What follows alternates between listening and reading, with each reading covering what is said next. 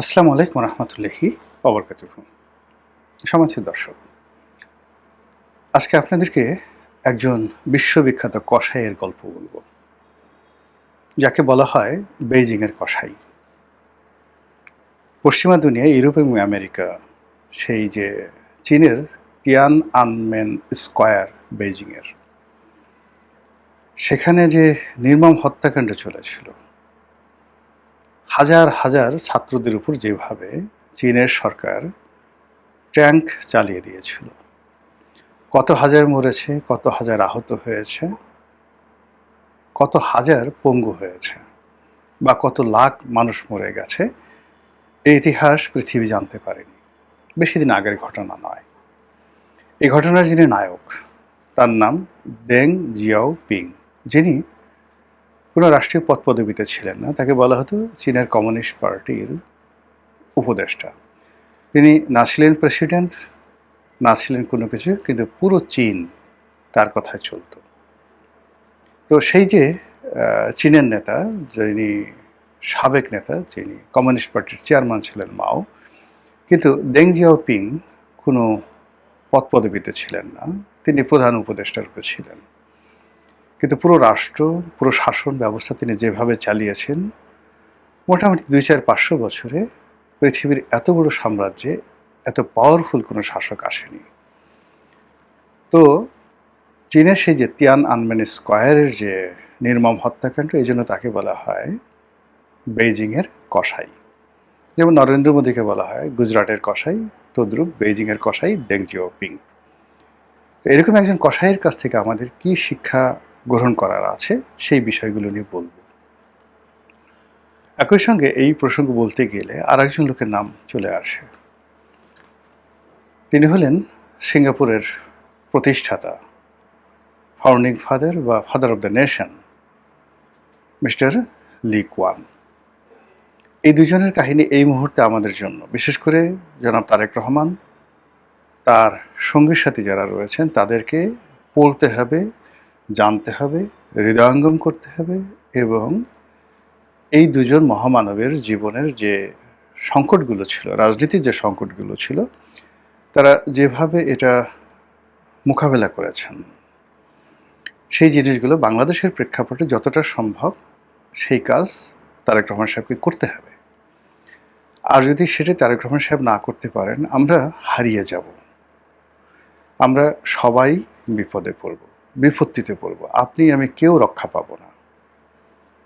সামনে যে জুন মাস আসছে, জুলাই এবং আগস্ট, এই ৩টি মাসে সরকারের এমন কতগুলো গুরুত্বপূর্ণ সিদ্ধান্ত নিতে হবে, এমন কতগুলো দৃঢ়তা দেখাতে হবে, যে দৃঢ়তা লি কুয়ান দেখিয়েছেন, যে দৃঢ়তা দেং জিয়াওপিং দেখিয়েছেন। আমাদের এখন যে সমস্যাগুলো রয়েছে, সেই সেম সমস্যাগুলোর ক্ষেত্রে আমরা এখন পর্যন্ত মুখে ঘুমটা দিয়ে যেভাবে আছি, এবং যেভাবে আমরা নিজেদেরকে ওভার রেটিং করছি, এবং যেভাবে আমরা একেবারে নাকে তেল দিয়ে ঘুমানোর চেষ্টা করছি, এবং যেভাবে আমরা ভয় পাচ্ছি, পুরো জাতি আমেরিকাকে ভয় পাচ্ছি, পুরো জাতি দিল্লিকে ভয় পাচ্ছি, শেখ হাসিনাকে ভয় পাচ্ছি, এত ভয় নিয়ে আসলে একটা জাতি এগোতে পারে না, কোনো অবস্থাতে এগোতে পারে না। এখানে আসলে দৃঢ়তা লাগবে, সাহস লাগবে। তো প্রথমে দেং জিয়াওপিংয়ের কথা বলি। এই মানুষটিকে বলা হয় এই শতাব্দীর সবচেয়ে লৌহ মানব, এই শতাব্দীর সবচেয়ে সফলতম মানুষ, এবং এই শতাব্দীর এমন একজন মানুষ যিনি কিনা সারা পৃথিবীর সর্বকালের সেরা, একটা জাতির যে কোর্স অফ অ্যাকশন পরিবর্তন করে দেওয়ার যে কারিগর, সেই কারিগর হিসেবে তার নাম স্বর্ণাক্ষরে লিখিত থাকবে। ঠিক সেম কাজটি দেং জিয়াওপিং যখন করেছিলেন, তখন সেম কাজটি সিঙ্গাপুরের জন্য করেছিলেন লি কুয়ান। যেহেতু সিঙ্গাপুর ছোট্ট একটা রাষ্ট্র, একেবারে একটা নগর রাষ্ট্র, ঢাকা শহরের চাইতেও ছোট, তো কাজেই তারটি উদাহরণ হলো একটা মডেল হিসেবে একটা নগর রাষ্ট্রের জন্য ওকে আছে। এটা ভানুয়াতু কিংবা এটা ধরুন মোনাকো, এরকম যে সকল নগর রাষ্ট্র রয়েছে, বা সাইপ্রাসের মতো রাষ্ট্র, বা ধরেন হাওয়াই, হনলুলু, এরকম যে সকল নগরকেন্দ্রিক যে রাষ্ট্রগুলো রয়েছে বা প্রদেশগুলো রয়েছে, সেখানে এটা প্রযোজ্য হতে পারে। কিন্তু as a whole Bangladesh, Bharat, America, কিংবা অন্য যে সকল বড় দেশ রয়েছে যাদের আয়তন 1,00,000 বর্গ কিলোমিটারের উপরে, সেখানে তাদের জন্য দেং জিয়াওপিং এই নামটি যাকে বলা হয় অত্যন্ত গুরুত্বপূর্ণ। তিনি চীনা কমিউনিস্ট পার্টির সদস্য ছিলেন এবং জেনারেল মাও বা চেয়ারম্যান মাও সেতুং তার খুব ঘনিষ্ঠজন ছিলেন। কিন্তু তার যে সমস্যাটা ছিল, তিনি সবসময় ভিন্ন মত পোষণ করতেন। উচ্চতা ছিল মাত্র 5 ফুট। সবসময় ভিন্ন মত পোষণ করতেন এবং বাড়াভাতে ছাই দিতেন। ধরুন চীনা পলিট ব্যুরোর একটা মিটিং হচ্ছে, কমিউনিস্ট পার্টির একটা মিটিং হচ্ছে, সবাই মাথা ঝুলাচ্ছে, জিহুজুর করছে। হঠাৎ করে তিনি দাঁড়িয়ে গেলেন, এমন একটা কথা বললেন যে 3-4 ঘন্টা 5 ঘন্টা বা 1 সপ্তাহ ধরে যে বিষয়টা নিয়ে ডিসকাশন করে একেবারে সবাই সিদ্ধান্ত নিয়েছে যে এটাই আসলে হওয়া উচিত। ঠিক সেই সময় তিনি এমন একটা কথা বললেন, প্রস্তাব দিলেন, তার এই পুরো কমিউনিস্ট পার্টির যে প্ল্যান প্রোগ্রাম এগুলো সব উলটপালট হয়ে গেল। এত যুক্তি, ক্ষুরধার যুক্তি, এত চিন্তার যে যাকে বলা হয় ভিন্নতা এবং এত নতুনত্ব, ওটাকে অস্বীকার করার মতো সেই কমিউনিস্ট পার্টির যে গ্রেট হলের যে বিখ্যাত মিটিংগুলো হতো, কেউ সেটা অস্বীকার করতে পারতো না। তো এটা বেশ কিছুদিন মানুষ উপভোগ করলো, চেয়ারম্যান মাও তিনি উপভোগ করলেন। পরবর্তীতে দেখা গেল যে কোনো সিদ্ধান্ত নেওয়ার ক্ষেত্রে সে দেং জিয়াওপিংকে তিনি জিজ্ঞাসা করতেন সবার সামনে, আচ্ছা সবাই তো এটা বলছে, তুমি কি বলো? তো দেং যেটা বললেন সঙ্গে সঙ্গে দেখা গেল যে ভিন্ন মত সেইখানে প্রতিষ্ঠিত হয়ে গেল। অন্যের সকল যে পরিশ্রম মুহূর্তের মধ্যে জিরো হয়ে গেল। এখন দেং জিয়াওপিং এর ওরকম বললাম তো 5 ফিট উচ্চতা, মিলিটারি কমান্ডার নন, শুধুমাত্র বুদ্ধি। এই বুদ্ধির যন্ত্রণায়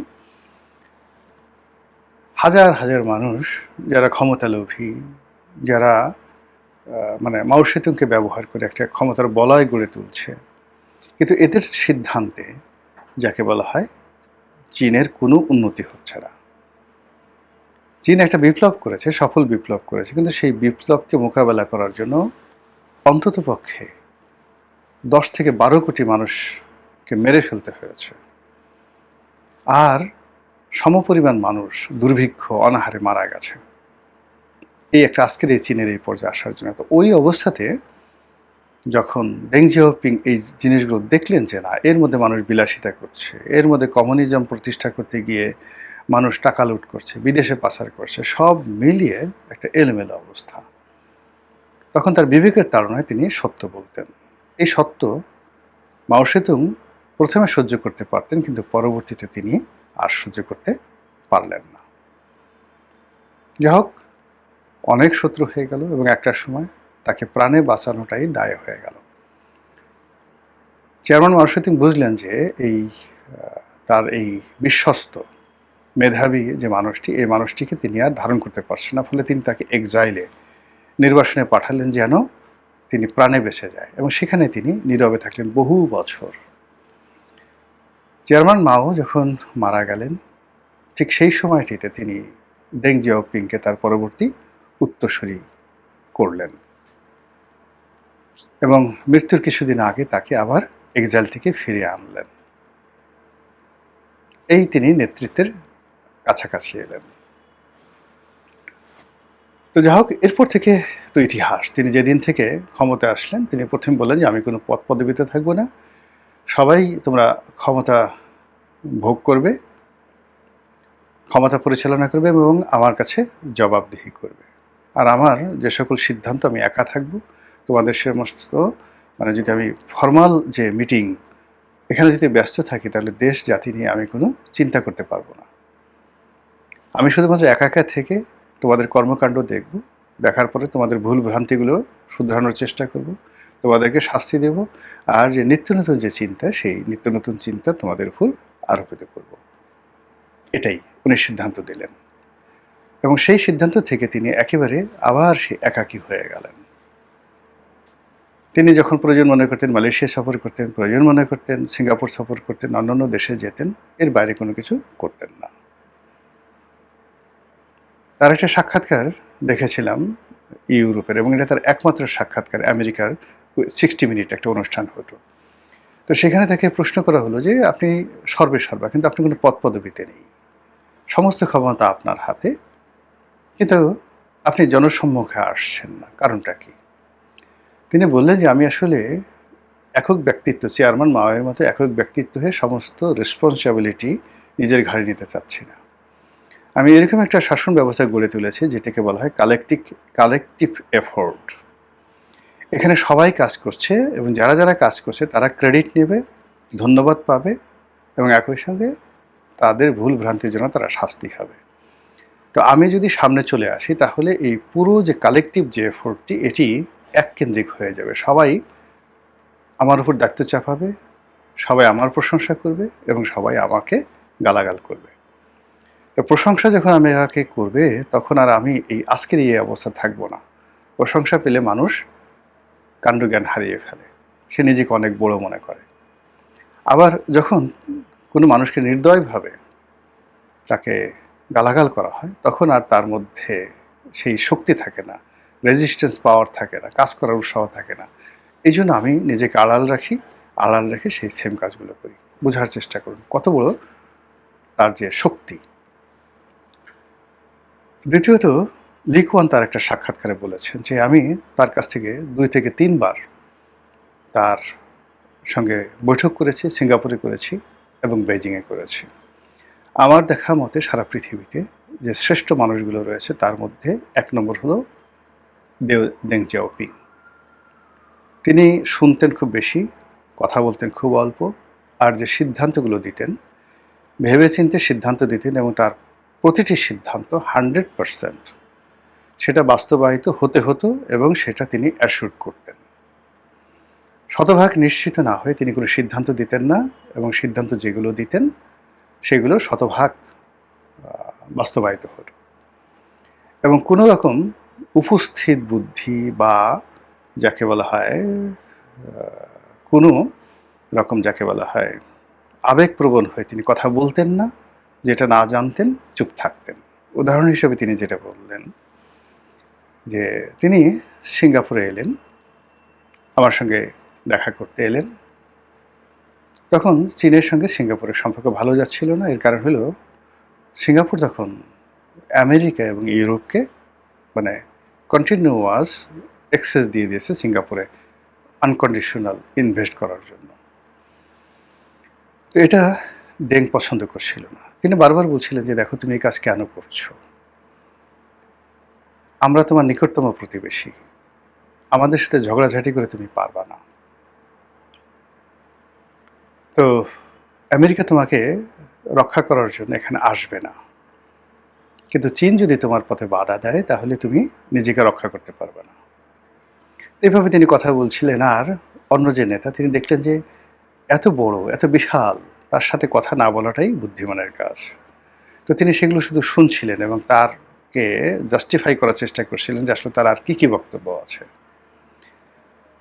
তো তার কথা শেষ হওয়ার পরে তিনি বললেন যে, "আপনাকে একটি কথা বলি, এটা ৬০-এর দশকের কথা নয়, এটা মানে এটা হলো জাস্ট ৮০-র দশকের কথা, ৮০-র দশকের কথা।"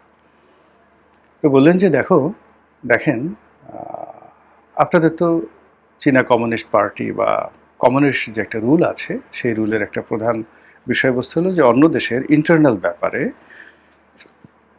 আপনারা হস্তক্ষেপ করেন না। হ্যাঁ, ঠিকই আছে, তুমি যেটা বলেছো ঠিকই আছে। তো বললো যে, "তাহলে আপনার কাছে আমার প্রশ্ন যে মালয়েশিয়াতে যে কমিউনিস্ট পার্টি আছে সেই কমিউনিস্ট পার্টিকে চীন সরকার অস্ত্র দিচ্ছে, অর্থ দিচ্ছে আমার সরকারকে হটিয়ে এখানে একটা কমিউনিজম প্রতিষ্ঠা করার জন্য। এই কাজটা কেন হচ্ছে? আমি আপনার সঙ্গে কীভাবে বিশ্বস্ততার সঙ্গে আচরণ করব এবং বন্ধুত্ব করব, কীভাবে নির্ভর করব, এই জিনিসটা আপনি একটু আমাকে বলেন। Just one question."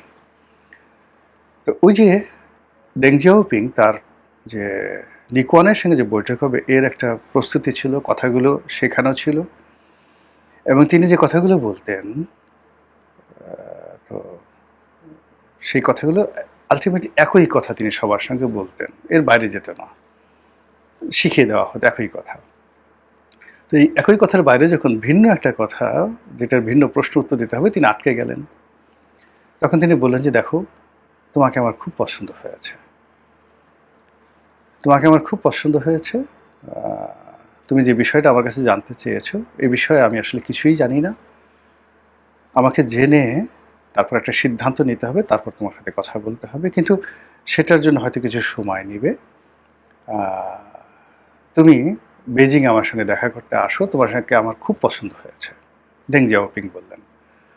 তো উনি বললেন যে, আসলে আমি এখন চীনের তো খুব অভাব। এই অবস্থায় আসলে আমি বেজিংয়ে যেতে চাচ্ছি না। আমি চাচ্ছি যে তোমাদের দেশ ইউরোপ, আমেরিকা না হলে একটা উন্নত হোক। তখন আমি তোমার সঙ্গে দেখা করতে যাব।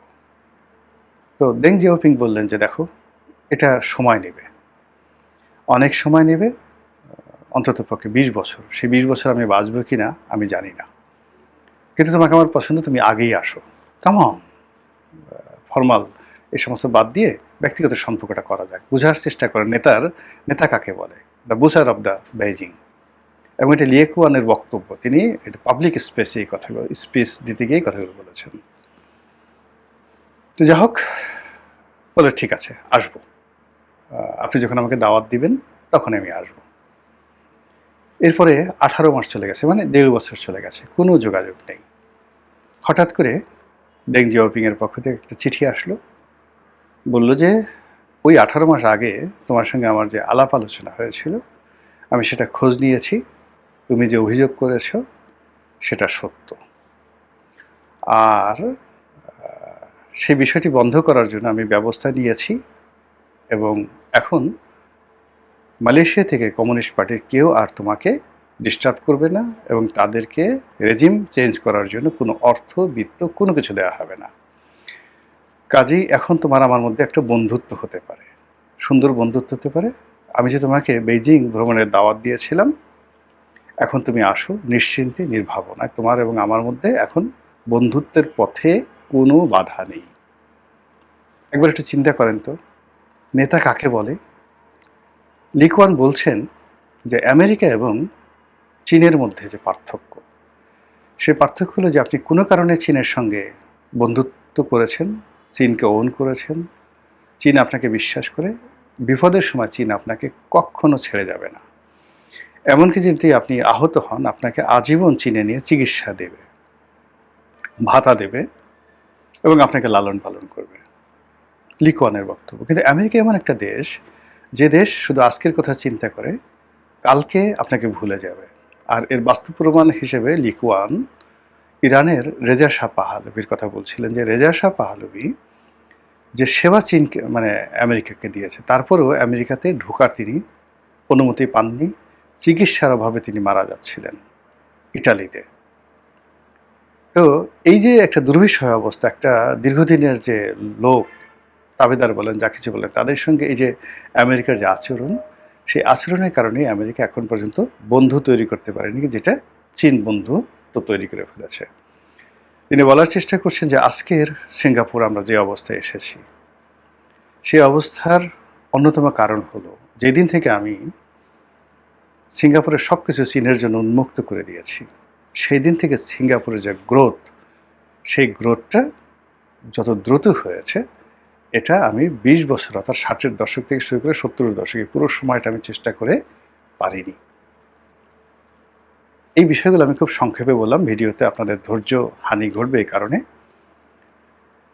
যারা রাষ্ট্র ক্ষমতায় আছেন তারা এই ডেং জিয়াওপিং এবং সিঙ্গাপুরের সাথে চীনের যে বন্ধুত্ব এবং একই সঙ্গে আমেরিকার সঙ্গে তাদের যে বন্ধুত্ব, এই বিষয়গুলো নিয়ে যদি আপনারা সমঝোতা করতে পারেন, এই বিষয়গুলো নিয়ে যদি আপনারা দৃঢ়তার সঙ্গে দাঁড়াতে পারেন, তাহলে হয়তো বর্তমানে এই সমস্যা আমাদের বাংলাদেশে যেটা আছে, এটা আপনারা সমাধান করতে পারবেন। আদারওয়াইজ আপনারা সব কিছু হারাবেন, এমনভাবে হারাবেন যেটি আপনাদের মনোমস্তিষ্ক এখন কল্পনাও করতে পারছে না। মহান আল্লাহ আমাদের সবাইকে হেদায়েত দান করুন এবং হেফাজত করুন। আসসালামু আলাইকুম ওয়া রাহমাতুল্লাহি ওয়া বারাকাতুহু।